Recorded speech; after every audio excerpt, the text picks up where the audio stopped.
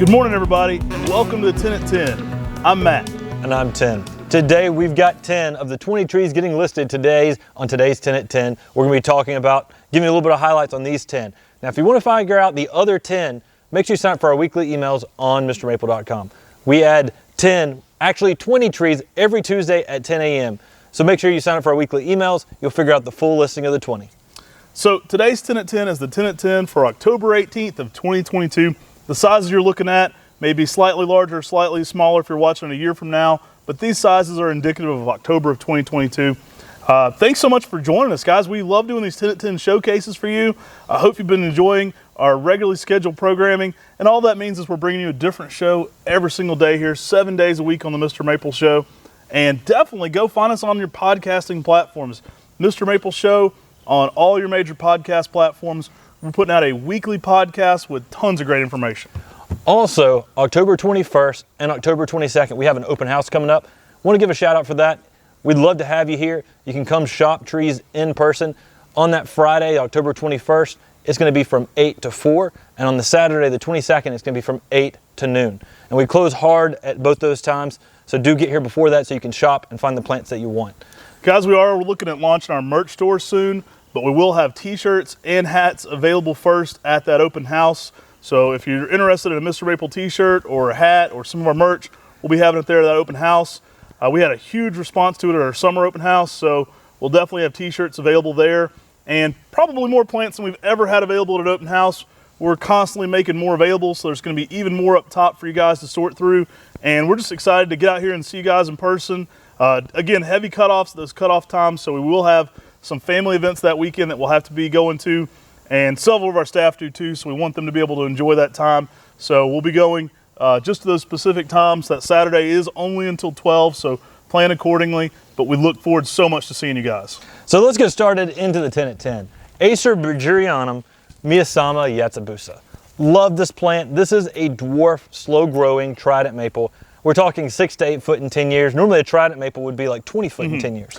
Some people almost consider this one kind of Makawa Yatsubusa-esque. It's like not in the Makawa family, obviously not a lineage of Makawa, being that it's Acer buegerianum. It's a trident maple, but it has some very cool habits that lend itself to being similar to those in that Makawa family. That density, that small leaf shape, that flat fullness, and that overall fullness make this one very popular for bonsai or container gardening. It's a really nice, compact, dense form of trident maple. Now, the leaves on this are a little more rounded than your typical trident maple, and that's because it's technically an Acer buegerianum subspecies formosanum selection called Miyasama Yatsubusa. Love this plant. Definitely gives some really nice yellows, oranges, and reds in the fall. It's a trident maple that fits in smaller places. I mean, trident maples are typically larger growing trees, often used as street trees, and this is a very ornamental, small growing one that's easy to grow, that's pretty unique. Awesome plant to be growing, exceptionally durable like Tim was saying. These are going to work zones 5 through 9, just like your typical Japanese maple. They can, however, push heat in that zone 8. Exceptional plant. Now this lush green is going to get to more of a dark green midsummer, and then a bold fiery red in the fall. I've had some oranges in it as well, but typically bold red on the color for this one. Really heat tolerant for a trident maple. Trident maples are extremely heat tolerant. If you're looking for a plant that's going to be easy to grow in high heat situations, trident maples do very well in those conditions. For sure, for sure. Now moving right along, we've got another one that could definitely be considered part of that Makawa Yatsubusa family. We kind of coined that term here, family, so those are offshoots of Makawa. Now, I don't know that this one was specifically a seedling from Makawa. I'd almost put it as the missing link between the Makawa and the Kurnajishi for that twisting leaf shape. It's kind of got that little bit of lineage there that kind of reminds me a little bit of Kurnajishi, but it is a little bit more green and a little bit more Makawa shaped. Now this one is Taro Yama. Taro Yama is a newer selection from Japan. We've got one in our gardens at Maplewood Gardens. It's a very slow growing, more compact tree, typically going to get about 4 to 5 feet tall in 10 years. Very, very dense. Definitely has that twisting green leaf to it. The leaf is the size of a Makawa Yatsubusa almost, but has more of that twisting compact habit like a Kurnajishi. I love the shape on Taro Yama. It's one that definitely has that Makawa-esque like shape. It's a dense, full habit to it. It's one I've loved in the display garden there. I know Talon was really big on this one when he first started growing it, and he kind of helped popularize it here in America, as well as us. We were growing it pretty early on. Yeah, really awesome plant. Love that sort of dark emeraldy green that this gets to. Love its color and shape. Nice red fall color on this one as well. Just really unique. If you're a fan of Kurnagishi and Makawi Yatsubusa, you got to try Terayama. It pairs really well with either of those. It's a little bit fuller than the Kurnagishi. It's a little bit more Makawa shaped, but it's a little bit more twisting than Makawa. So it's got a little bit of both worlds there, and just an awesome all-around plant. Now, this is one that will sell out really quickly. On our website, if you add it to your cart, it doesn't hold it for you. It doesn't hold it for you until you complete the checkout process. Once you've completed the checkout process and you've got a confirmation number, then it's held with your name on it. So make sure you check out quickly. Again, this is one we haven't listed for a while. It probably won't last very long. Yeah, another one in that Makawi Yatsubusa family. I do include it. We kind of coined that term here, Makawi Yatsubusa family.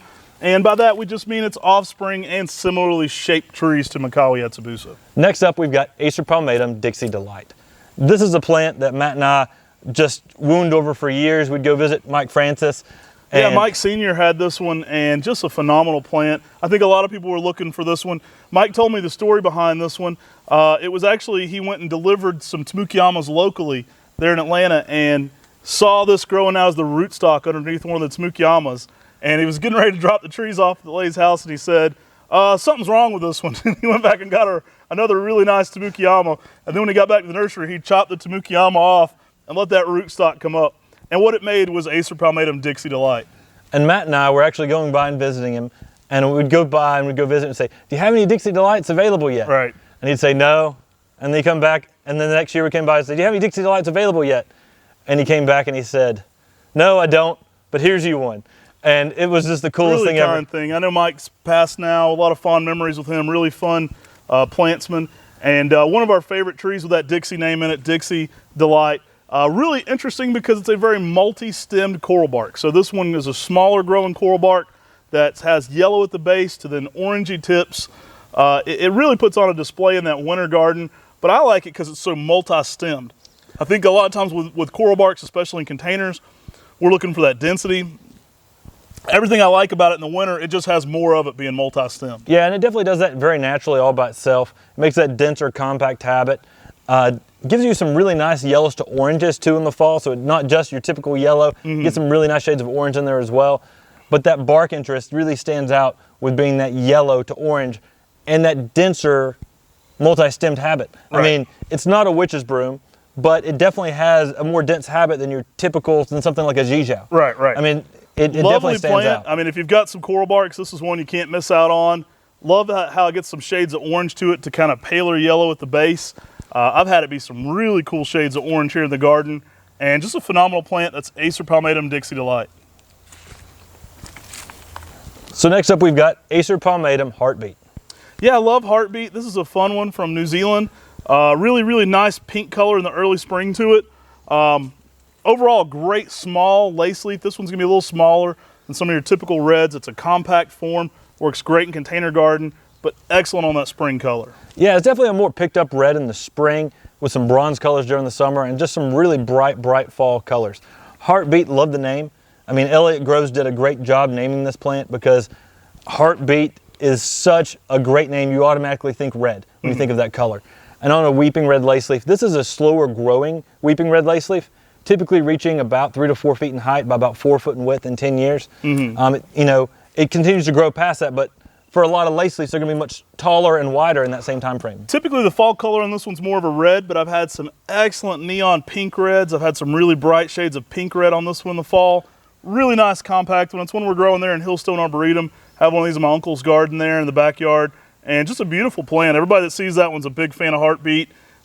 Excellent small lace leaf. So if you're looking for a containerized lace leaf, it's an excellent choice for that. I remember when Elliott came by and was trying to sell us plants from Stepping Stone whenever he came by and was visiting the nursery years ago, and he left not trying to sell us plants, but trying to take cultivars back to New Zealand. He wanted us to sell him several trees to New Zealand for him to grow. Really cool. That's probably when we were really small back then.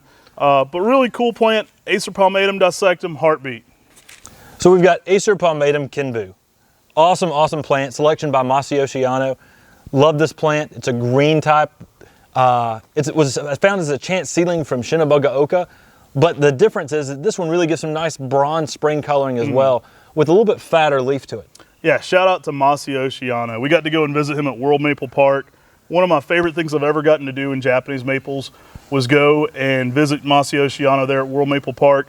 We were greeted at the gates there with an interpreter, and I believe he had 3 interpreters there with him. And what a fun day it was. We got to go and eat at the Maple Cafe there. Yano-san showed us some of the, the rare maple clothing and things he has there, but also that collection of Japanese maples there at World Maple Park. It was just something to be in awe of. Really cool to be offering one of his selections from the 1990s here in Kenbu. I love it for that kind of bronzing Tim was talking about in the early spring, but an exceptional heat-tolerant, upright Leonard-Lobelum style here. Many people may know J.D. Vertrees, who wrote the book on Japanese maples in America. Well, that same legend, that type legend in Japan is Masayoshi Yano. Yeah. Masayoshi Yano has introduced tons and tons of Japanese maple selections, and he wrote the book in Japan on Japanese maples. He's by far one of the foremost experts in the world, and this is one of his introductions that is a fantastic plant. Oh, I can't say enough nice things about Yano-san. He's been so gracious to us. It was such a fun time visiting him, and just such an honor to get to go there and be a part of just going around his place. And I hope to go back. Maybe we can document that one day and go back and do a video at World Maple Park. But just really cool introductions there. Yano, actually, much like Talon Buchholz, was very heavily into photography. And photography is what got him into Japanese maples. Yano-san was in food photography for restaurants. And he become selecting Japanese maple leaves to go into the pictures with local food. And that's how he got his eye for Japanese maples. He selected a very small leaf form that looked great. It looked, just appetizing right there beside that dish he was taking a picture of.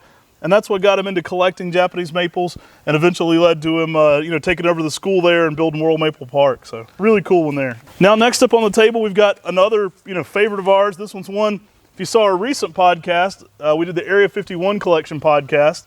Acer oliverianum Hot Blonde. We love this plant. It's one of our best introductions. It's a fast-growing yellow. It has some amazing fall color. And this is a plant that can handle a lot of sun. Yeah, it's exceptionally durable. This one's Acer oliverianum X. You've probably heard us talk about this one from our Heat Seekers video to that podcast. It's one we talk about a good bit. We also have an individual video on it as well there in my garden. It was a seedling we selected here. I jokingly named it Hot Blonde after my wife, Amy. And so I got some extra credit for that one there. This one is going to light up very soon. I mean, they're yellow right now. They're still really beautiful, even here in October. But as this one gets into fall color, it is a neon pink. I think Talon Buchholz, when we originally shared this plant with him, was probably equally excited about that fall color. He was sending us pictures of that and being like, guys, this looks really nice. And I know it's probably our introduction that he was the most excited about. Yeah, and it's probably it's going to be hard to beat this going forward as one of our best introductions. But this plant really gives up a lot of yellow out in the landscape and garden. So when it first leaves out, it gives a little bit of olive and then starts going more yellow right away. Sometimes it can have a red border around that. And especially new growth during the summer is almost a salmon pink with a red border as it fades to the yellow. Amazing, amazing colors on this.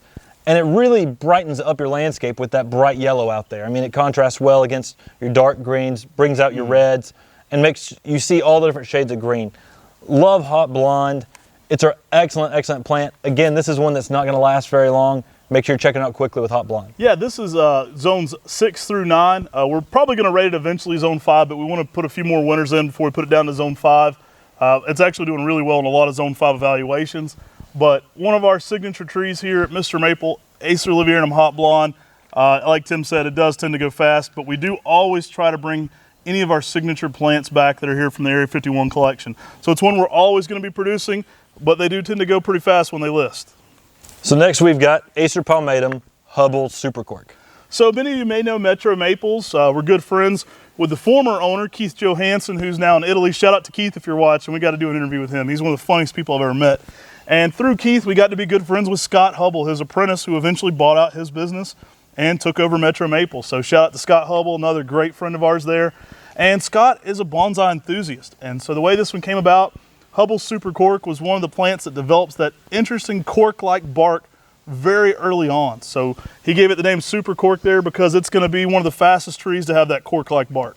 You can already see on these plants starting to develop the cork-like bark, those little round spots you'll see at the base of this, right down through here. And it's an amazing plant. Scott really has an eye for plants and really has an eye for bonsai. And this is an excellent plant for bonsai or a plant if you want to have that older looking type feature with that cork-like bark out there in the landscape. It'll make that cork-like bark will make this plant look like a very old tree at a much younger age. I always let the bonsai purists know our 1 gallon named cultivars are grafted. You could always bonsai this one, or you could plant this tree in the ground, air layer a root from it for your bonsai material. But an excellent start for this Hubble Super Cork. Lovely green. It's got a little bit larger leaf than a lot of some of the other ones. I really like the growth rate on it. It does have an exceptional reddish orange fall color as well. Yeah, excellent, excellent tree. Definitely one that corks up really nicely and really quickly. Another one that, you know, Talon Buckholtz gave his seal of approval on that one too. I know he's producing that one now, and really cool to see that one getting out there in the trade more. So next up, we have another one cool for bonsai. This one we've had before and it's sold out pretty quickly, so we're bringing it back. This one's Acer palmatum, Caperci Dwarf. Now, you probably hear me say this all the time, but we've got a huge list of videos here on the MrMaple Show.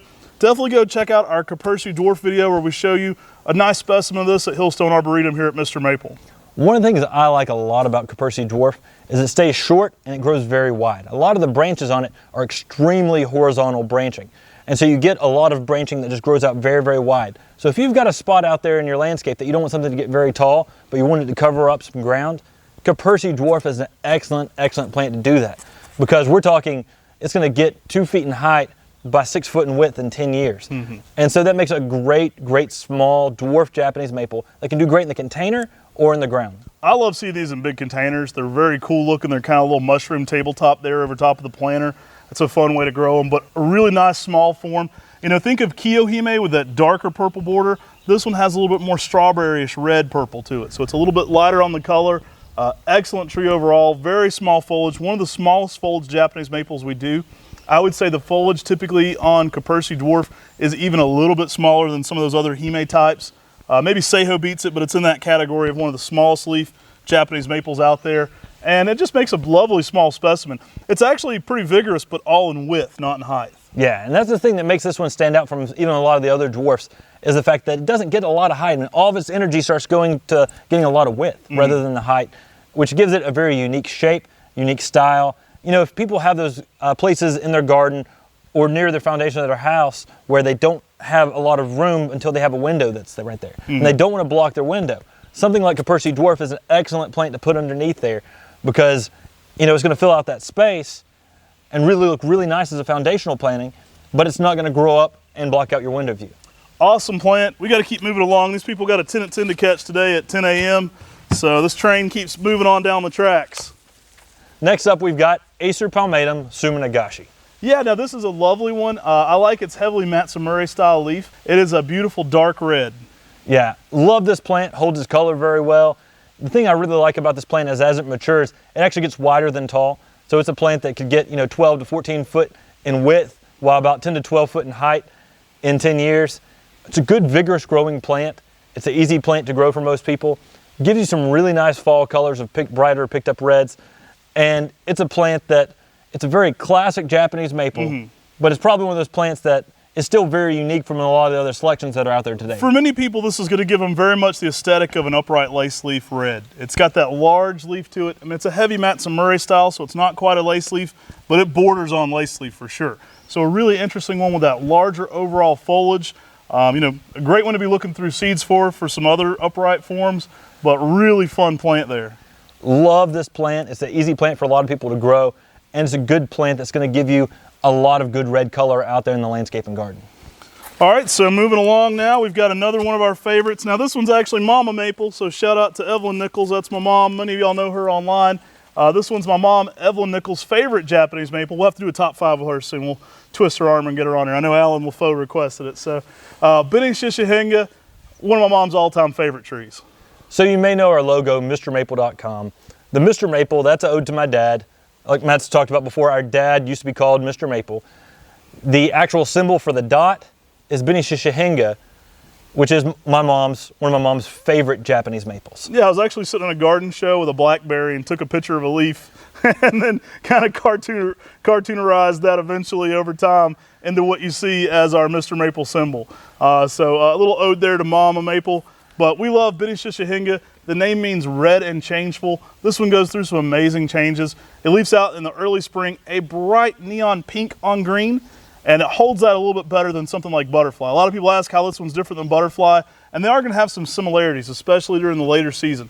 That fades to a kind of a light creamy on light green, and so it does share some similarities during that stage. It actually does hold that pink stage a lot longer and a lot brighter than butterfly.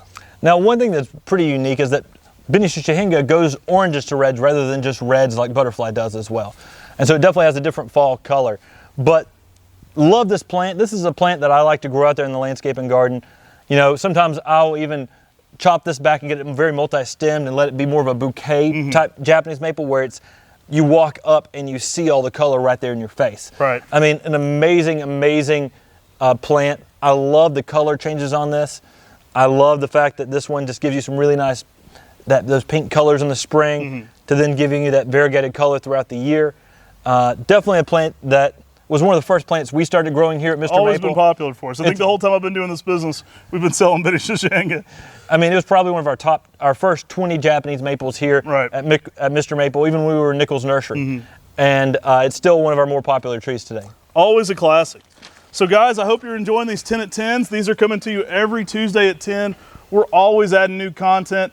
I always love to hear it, so I'll put it out there for you. Let us know in the comment section below where you're watching from today. We love you, the international community. I'm sorry we can't ship to you, but we greatly appreciate you tuning in for these, and we love to see that in that comment section. Our 10 at 10 video premieres every Tuesday at 9, so you're watching these at 9, but those have been getting larger and larger. We've been hitting triple digits, guys. We're doing content every single day for you, so don't be afraid to stick around for some of those other premieres.